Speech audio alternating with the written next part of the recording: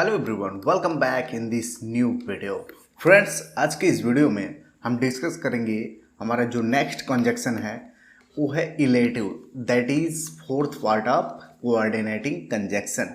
हम coordinating conjunction का जो फोर्थ पार्ट है फ्रेंड्स, फोर टाइप हम डिस्कस कर रहे हैं। प्रीवियस वीडियो हमने 3 कोऑर्डिनेटिंग कंजक्शन डिस्कस कर लिया है, क्या? Cumulative, alternative and adversative. ठीक है, तो आज के इस वीडियो में हम बात करेंगे इलेटिव, जो कि लास्ट है कोऑर्डिनेटिंग कंजक्शन का। इसी से रिलेटेड हम डिस्कस करेंगे फ्रेंड्स। तो आप इस वीडियो में बने रहे स्टार्टिंग से लेकर अंत तक। I hope you will enjoy this video and you will learn something special related to coordinating conjunction. ठीक, अब चलिए स्टार्ट करते हैं। हमारा कोऑर्डिनेटिंग कंजक्शन क्या होता है? देखिए, ऐसे कंजक्शंस जो निष्कर्ष या परिणाम बताने के लिए प्रयोग किए जाते हैं उन्हें इलेटिव कंजक्शन कहते हैं। मतलब ऐसे कंजक्शन हम यूज करेंगे इन कोऑर्डिनेटिंग कंजक्शन में जो क्या बताएंगे? निष्कर्ष या परिणाम को बताएंगे।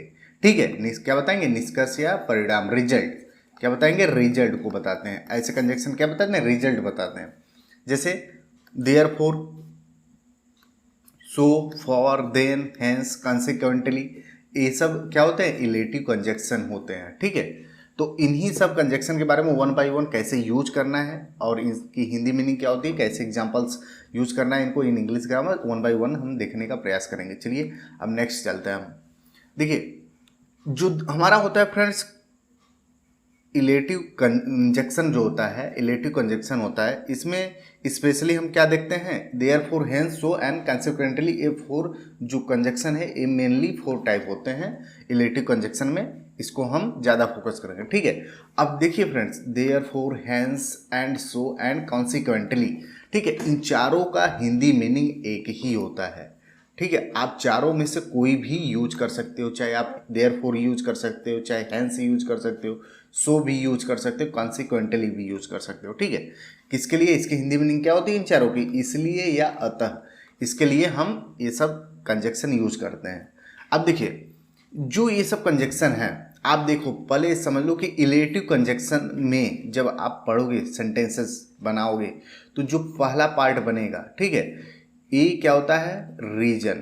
पहला पार्ट क्या बताता है? पहला जो पार्ट एक क्लॉज होता है वो रीजन को बताता है, और इसके बाद जो यहाँ पे हम कंजक्शन यूज करके दूसरा जो क्लॉज आएगा ये क्या बताता है? रिजल्ट को बताता है।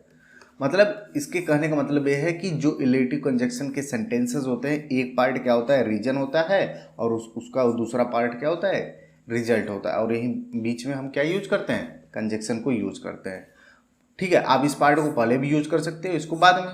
तो मतलब कहने का मतलब ये है कि आप रिलेटिव जो सेंटेंसेस देखोगे, relative conjunction related two sentences देखोगे, उसमें आपको दोनों मिलेगा, रीजन प्लस रिजल्ट देखने को मिलेगा। ठीक है, बट यहाँ पे जो therefore, hence, so, consequently, ये किसको बताता है? रिजल्ट इफेक्ट को बताता है। किसको बताएगा?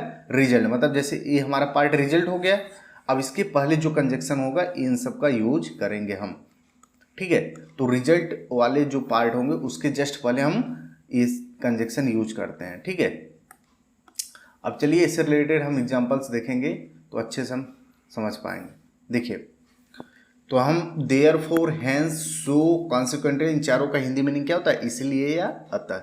और ये चारों किसको बताते हैं? रिजल्ट इफेक्ट को बताते हैं। ठीक है, रीजन इफेक्ट को नहीं बताएंगे, रिजल्ट वाले पार्ट को बताते हैं। मतलब जो रिजल्ट वाला हिस्सा आएगा उसके पहले इन सब कंजक्शन का यूज करते हैं। जैसे एग्जांपल्स हमारे पास, उसने पढ़ाई नहीं की, उसने पढ़ाई नहीं की इसलिए वो परीक्षा में फेल हो गया। अब देखिए, इसीलिए वह परीक्षा में फेल हो गया, रिजल्ट हमारा हो गया। रिजल्ट इसमें क्या है? परीक्षा में फेल होना। और इसका कारण क्या है? इसका रीजन क्या है परीक्षा में फेल होने का? कि उसने पढ़ाई नहीं की। अब देखिए, ये वाला पार्ट, ये जो क्लॉज है हमारा, रीजन हो गया। ये क्या हो गया? रीजन हो गया। और ये वाला जो पार्ट हमारा क्या हो गया? रिजल्ट हो गया। ठीक है, आप इलेटिव सेंटेंसेस में देखोगे कि एक पार्ट रीजन होगा और दूसरा पार्ट उसका क्या होगा? रिजल्ट होगा। ठीक है, तो आप दोनों इफेक्ट देखोगे इस प्रकार के सेंटेंसेस में। अब इसमें जो इसीलिए अतः आएगा तो हम इसके लिए क्या यूज करेंगे? Therefore, hence, so, consequently. कोई भी यूज आप कर सकते हो, यू आर फ्री। ठीक है, देखिए पहला है उसने पढ़ाई नहीं की, सी डिड नॉट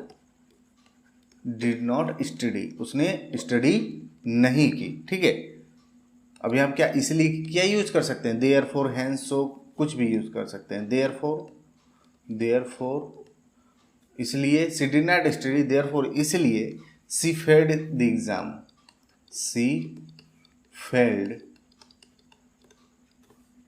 इन एग्जाम में फेल हो गई। ठीक है। नेक्स्ट, वह क्लास में लेट हो गई थी इसीलिए उसे कुछ समझ नहीं आ रहा। अब समझ में ना आना ये हमारा क्या हो गया, रिजल्ट हो गया। अब इसका रीजन क्या है, क्लास में लेट होना। कारण यही है कि मतलब क्लास में लेट होगी तभी उसको समझ में नहीं आ रहा है। ठीक है, तो एक पार्ट क्या होगा, रीजन, और दूसरा पार्ट क्या होगा, रिजल्ट को बताएगा। इसको कैसे करेंगे, वह क्लास में लेट हो गई तो she was late, she was late मतलब वह लेट थी इन दी क्लास, इन दी क्लास हो जाएगा। सो अब देखिए हम यहाँ सो देयर पर कुछ भी यूज कर सकते हैं, हैंस भी यूज कर सकते हैं हम। सो सी कुड नॉट, सी कुड समझ में नहीं आ रहा था। ठीक है, सी कुड नॉट अंडरस्टैंड एनीथिंग, यानी वह समझ नहीं सकी। ठीक है, वह समझ नहीं सकी, understand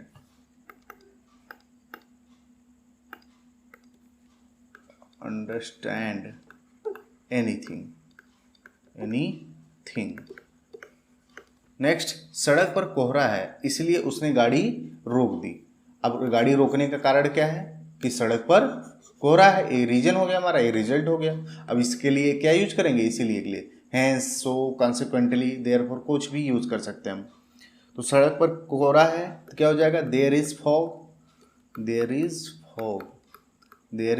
fog on the road, comma, उसके बाद क्या है, हैंस यूज कर लेते हैं इस बार हम। ठीक है, हैंस इसलिए, hence he stop the vehicle, उसने गाड़ी रोक दी, ही स्टॉप्ड दी व्हीकल। ठीक है, व्हीकल हो जाएगा हमारा। नेक्स्ट, वह अच्छा अभ्यास नहीं करता था इसलिए वह लोगों के सामने नहीं बोल सका। ही डिड नॉट, नहीं करता था, he did not practice well, अच्छे से अभ्यास नहीं करता था। कॉन्सिक्वेंटली, और उसके बाद क्या यूज करेंगे, इसलिए वह लोगों के सामने नहीं बोल सका। He could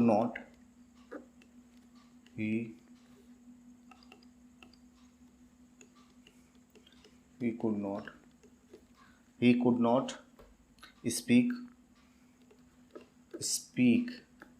in front of people के सामने, वह लोगों के सामने नहीं बोल सका। वह बहुत कुछ कमाना चाहता है इसलिए वह कड़ी मेहनत करता है। He wants to earn a lot, मतलब वो बहुत कुछ कमाना चाहता है। ठीक है, hence या therefore या so कुछ भी आप यूज कर सकते हो। hence वह कड़ी मेहनत करता है। he works hard। Next and the last is, उसने कक्षा में दुर्व्यवहार किया इसलिए उसे कक्षा से निकाल दिया गया। ही मिसबिहेव्ड, क्या हो जाएगा, he misbehaved in the class, so he was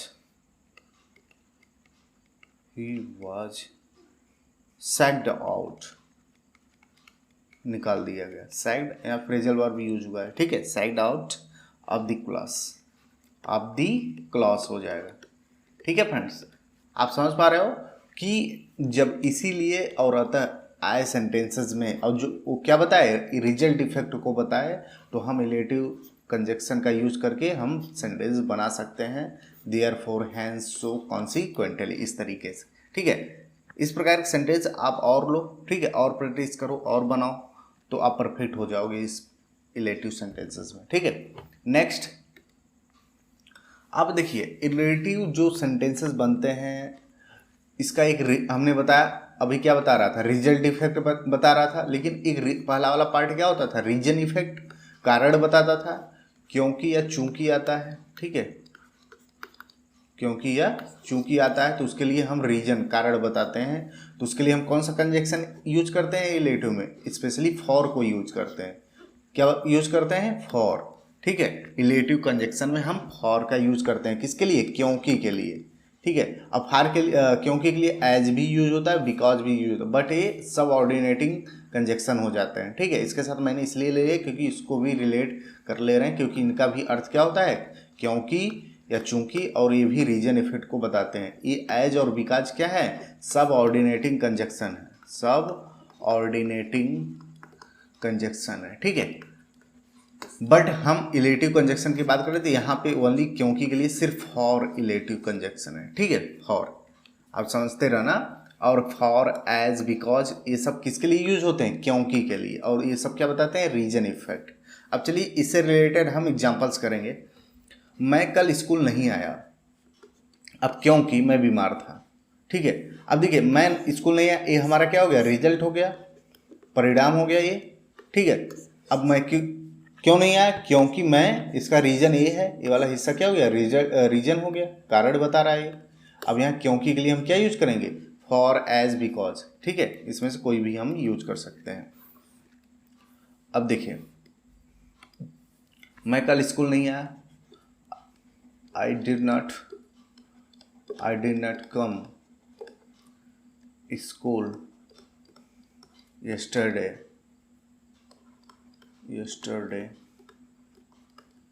comma, for, हम क्या यूज करेंगे अब क्योंकि के लिए, for I was ill, मैं बीमार था, ठीक है। I did not come school yesterday for, क्योंकि मैं कल बीमार था, इस तरीके से हम बना लेंगे। नेक्स्ट है, वह फेल हो गया क्योंकि वह पढ़ता नहीं था, ठीक है। अब यहाँ क्योंकि के लिए एक कारण है, रीजन है। अब क्योंकि के लिए क्या यूज करेंगे, फॉर यूज कर सकते हैं, एज यूज कर सकते हैं, बिकॉज, लेकिन आप समझ लेना एज और बिकॉज यूज करोगे तो वो हमारा सबऑर्डिनेटिंग क्लॉज हो जाएगा, ठीक है। बट हम इलेटिव के लिए फॉर यूज करेंगे। आप एज और बिकॉज भी यूज कर सकते हो इस प्रकार के सेंटेंसेस में, ठीक है। वो फेल हो गया, ही फेल्ड, वो फेल हो गया। अब यहाँ पे एज भी यूज कर सकते हो, बिकॉज भी यूज कर सकते हो। एज, वह नहीं पढ़ता था, वह पढ़ता नहीं था, ठीक है। He did not study well, मतलब अच्छे से नहीं पढ़ता था। यहाँ पे आज बिकॉज भी यूज कर सकते हो, फॉर भी यूज कर सकते हो, ठीक है। जैसे ही एज हुआ ये सब ऑर्डिनेटिंग क्लॉज हो जाए, ठीक है। उन्होंने खिड़की खोल दी क्योंकि बहुत गर्मी थी, दे open the window, opened the window because, क्योंकि, अब क्योंकि के लिए क्या यूज कर सकते हैं, बिकॉज भी यूज कर सकते हैं, फॉर भी यूज कर सकते हैं, एज भी यूज कर सकते हैं। They opened the window because it was very hot, मतलब बहुत गर्मी थी। नेक्स्ट, वह दौड़ नहीं सकता क्योंकि वह कमजोर है, तो ही कांट रन फॉर, क्योंकि ही इज वीक, वह कमजोर है, ठीक है। नेक्स्ट, तुम गाते हो क्योंकि तुम्हें गाना पसंद है, यू सिंग, तुम गाते हो। और फॉर, क्योंकि, बिकॉज, एज कोई भी यूज कर सकते हो, तुम्हें गाना पसंद है, ठीक है। यू लाइक टू सिंग, तुम्हें गाना पसंद है, मतलब तुम गाना पसंद करते हो, ठीक है। तो इस प्रकार के सेंटेंसेस हम बना लेंगे, जो कि जब फॉर आएगा तो क्या बताएगा, रीजन इफेक्ट को इलेटिव कंजक्शन के रूप में काम करेगा। एज, बिकॉज क्या हो जाएगा, सबऑर्डिनेटिंग कंजक्शन हो जाएगा, ठीक है। तो आप क्योंकि के लिए, रीजन इफेक्ट के लिए आप फॉर भी यूज कर सकते हो, इस प्रकार के सेंटेंसेस में एज भी लगा सकते हो, बिकॉज भी यूज कर सकते हो, ठीक है। तो ये था आज का हमारा इलेटिव कंजक्शन जो कि कंप्लीट हुआ, ठीक है। और ये सब क्या थे, रिजल्ट इफेक्ट, इसलिए और अतः के लिए क्या यूज होते थे, देयरफॉर, हेंस, सो, कॉन्सिक्वेंटली, ठीक है। फ्रेंड्स, इस प्रकार के सेंटेंसेस आप लो, बनाओ और टेक्स्ट बुक से उठाओ, ठीक है, प्रैक्टिस करो with your friend and family, conversation करो, क्योंकि कन्वर्सेशन बहुत जरूरी है इस प्रकार सेंटेंस पे। जितना ज़्यादा आप कन्वर्सेशन करोगे विथ अदर्स तो आप अच्छे से बॉन्ड बना सकते हो इस प्रकार के कंजक्शन पर, ठीक है। तो कोऑर्डिनेटिंग कंजक्शन से रिलेटेड हमारे जितने भी पार्ट थे, ठीक है, कम्युलेटिव, ठीक है, अल्टरनेटिव, एडवर्सेटिव एंड इलेटिव, ये चारों हमने 1 बाय 1 वीडियो दे दिए हैं, ठीक है। आप चारों वीडियो जाके देख सकते हो। और आज हमारा कोऑर्डिनेटिंग कंजक्शन कंप्लीट हुआ, ठीक है। अब हम नेक्स्ट वीडियो से स्टार्ट करेंगे now subordinating clause, means subordinating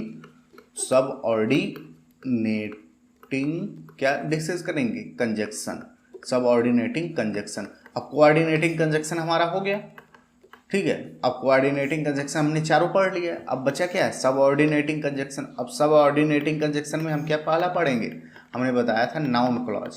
क्या पढ़ेंगे, नाउन क्लॉज पढ़ेंगे। तो इसका मतलब हमारा पहला जो अब नेक्स्ट वीडियो आएगा नाउन क्लॉज से रिलेटेड आएगा। फिर क्या आएगा, एडवर्ब क्लॉज, हम क्या पढ़ेंगे फिर नेक्स्ट, इसके बाद वीडियो क्या होगा, एडवर्ब क्लॉज। फिर अरे हाँ, एडवर्ब क्लॉज है, फिर एडजेक्टिव क्लॉज, ठीक है। तो 1 बाय 1 सबके वीडियो आएंगे, ठीक है। आप बने रहो चैनल पे और आशा करते हैं आप बहुत अच्छी चीज़ें सीख रहे होंगे इन इंग्लिश ग्रामर एंड स्पोकन। तो चैनल को सब्सक्राइब कर लो और बेल के आइकन को जरूर दबा देना यदि आप हमारे चैनल पे नए हो, ठीक है।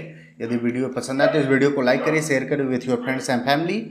और आशा करते हैं फ्रेंड्स ये वीडियो आपको बहुत पसंद आया होगा और कमेंट करके जरूर बताएं कि वीडियो आपको कैसा लगा, ठीक है। तो सब्सक्राइब कर लेना भाई, जो कि नए वीडियोस आपको सबसे पहले मिल जाएंगे। तो 1 बाय 1 वीडियोस आपको मिलते रहेंगे in English grammar related to grammar, spoken and other subject in future. तब तक के लिए बाय बाय, टेक केयर, मिलते हैं नए और इंटरेस्टिंग वीडियो में। सी यू अगैन।